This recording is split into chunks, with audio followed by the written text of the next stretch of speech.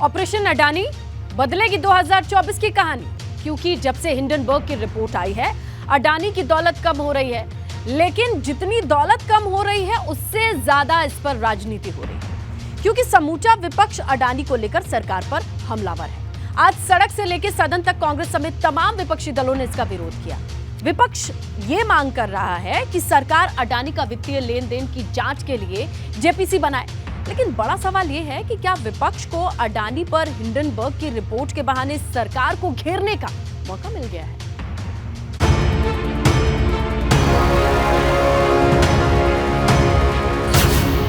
Operation Adani बदलेगा 24 की कहानी।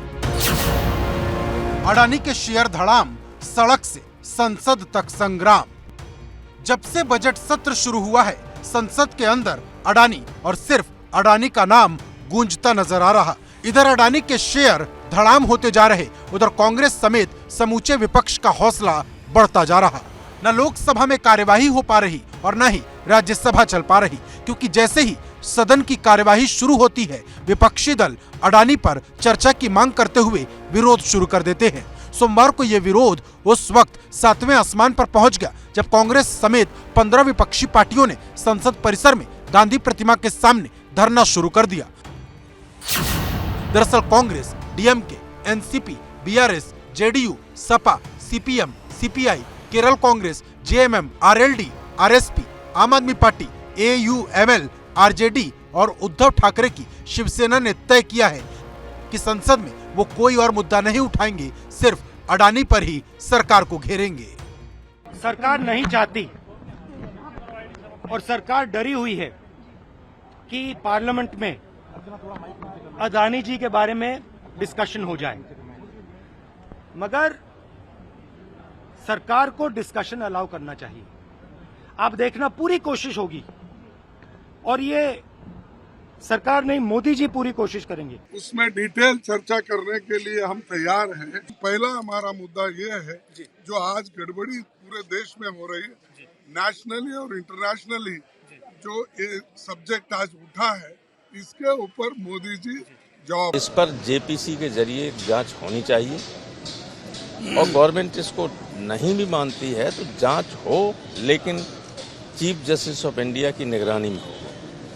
ये हम सबकी मांग है, लेकिन वो चर्चा करने को तैयार नहीं, बात सुनने को तैयार नहीं। यानी इतना बड़ा घोटाला है, देश की जनता चिंतित है लेकिन सरकार बिल्कुल चिंतित। मोदी अडानी का ये महा घोटाला है। अडानी का जो भ्रष्टाचार है, ये नरेंद्र मोदी का भ्रष्टाचार है, क्योंकि मोदी ने कोयला दिया, मोदी ने बिजली दिया, मोदी ने स्टील दिया, मोदी ने सीमेंट दिया, मोदी ने रेल दिया, मोदी ने सेल दिया, मोदी ने पोर्ट दिया, मोदी ने एयरपोर्ट दिया। आकाश से लेके पाताल तक नरेंद्र मोदी जी ने सब कुछ दिया है अडानी को, तो इसलिए ये मोदी का भ्रष्टाचार है। लेकिन जो काम राहुल गांधी की भारत जोड़ो यात्रा न कर पाई, वो अडानी पर आई हिंडनबर्ग की रिपोर्ट ने कर दी। क्योंकि 30 जनवरी को जब कश्मीर में राहुल की यात्रा समाप्त हो रही थी, तब कांग्रेस ने इसके लिए करीब 23 दलों के बड़े नेताओं को न्योता दिया था। लेकिन न्योता मिलने के बाद भी ज्यादातर दल इससे दूर रहे थे। लेकिन अडानी पर आई रिपोर्ट ने विपक्ष को न सिर्फ एकजुट होने का, बल्कि सरकार को घेरने का भी मौका दे दिया है। समूचा विपक्ष ये कहते हुए अडानी पर सरकार को घेर रहा कि बिना जांचे समझे एलआईसी और एसबीआई से लोन दिया गया। अब कांग्रेस देश भर में एलआईसी और एसबीआई दफ्तरों के सामने प्रदर्शन कर रही।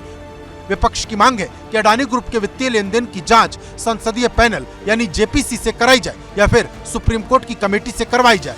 अगर बात करें तो आज एक बार फिर से विपक्ष के हंगामे के बीच में संसद को स्थगित करना पड़ा, क्योंकि विपक्ष लगातार इस मसले को लेकर के सदन के अंदर हंगामा कर रहा है कि अडानी ग्रुप को लेकर के न सिर्फ संसद में चर्चा की जाए, बल्कि जेपीसी का गठन भी किया जाए, जिसमें कि ये जांच हो सके कि आखिर एलआईसी और एसबीआई का कितना पैसा अडानी ग्रुप में निवेश है और किसके कहने पर इतना निवेश हुआ है। हालांकि कांग्रेस समेत समूचा विपक्ष जिस एलआईसी और सीबीआई के अडानी समूह में निवेश की दुहाई दे रहा, उस पर एलआईसी पहले ही अपना रुख साफ कर चुका है कि उसने अडानी की कंपनी में 35,917.31 करोड़ रुपए लगाए हैं, जो एलआईसी के कुल निवेश का 1% भी नहीं, और जो निवेश किया है वह भी प्रॉफिट में है। ऐसा ही एक आंकड़ा एसबीआई की तरफ से भी आया, जिसमें अडानी समूह में 27,000 करोड़ रुपए का निवेश किया, जो उसके कुल लोन बुक का केवल 0.8 से 0.9% है। मतलब एलआईसी और एसबीआई दोनों कह चुके हैं कि उसका निवेश सुरक्षित है, घबराने की कोई बात नहीं, लेकिन बावजूद इसके सियासत 7वें आसमान पर है। उधर अडानी को झटके पर झटके लगते जा रहे, क्योंकि एक तरफ अडानी के शेयर लुढ़क रहे हैं तो दूसरी तरफ तो उससे एक बड़ा झटका यूपी की तरफ से मिला है, जिसने अडानी ट्रांसमिशन को मिलने वाले प्रीपेड स्मार्ट मीटर का टेंडर रद्द कर दिया है। आपको बता दें कि यूपी में करीब 2.5 करोड़ प्रीपेड मीटर लगने हैं। इसके लिए करीब 25,000 करोड़ के टेंडर हुए हैं। हालांकि सूत्रों से मिली जानकारी के मुताबिक अडानी ट्रांसमिशन ने सबसे कम बोली लगाई थी। पहले ही संकट के बादलों में घिरे अडानी समूह के लिए उत्तर प्रदेश में स्मार्ट मीटर से जुड़ा टेंडर निरस्त होना किसी बड़े झटके से कम नहीं। मध्यांचल विद्युत वितरण निगम लिमिटेड ने पुराना टेंडर निरस्त करने के साथ ही नया टेंडर जारी भी कर दिया है। लेकिन ये सिलसिला यहीं पर थमने वाला नहीं। माना जा रहा है कि अब अन्य बिजली कंपनियां भी जल्द ही स्मार्ट मीटर से जुड़ा हुआ टेंडर निरस्त करने का फैसला ले सकती हैं। वहीं शेयरों में भारी गिरावट के बाद गौतम अडानी की नेटवर्थ $90 बिलियन हो गई है। पिछले साल दिसंबर में ये $150 बिलियन के करीब थी। वहीं सोमवार को जारी हुई फोर्ब्स की अमीरों की रियल टाइम लिस्ट में अडानी 21वें नंबर पर पहुंच गए, जबकि पिछले साल वो तीसरे नंबर पर थे। अब बड़ा सवाल इस बात का कि क्या अडानी पर छिड़ा यह विवाद खत्म हो जाएगा या फिर आने वाले दिनों में और गर्म होगा। दिल्ली से अविनाश तिवारी और लखनऊ से शैलेश अरोड़ा के साथ ब्यूरो रिपोर्ट एबीपी गंगा।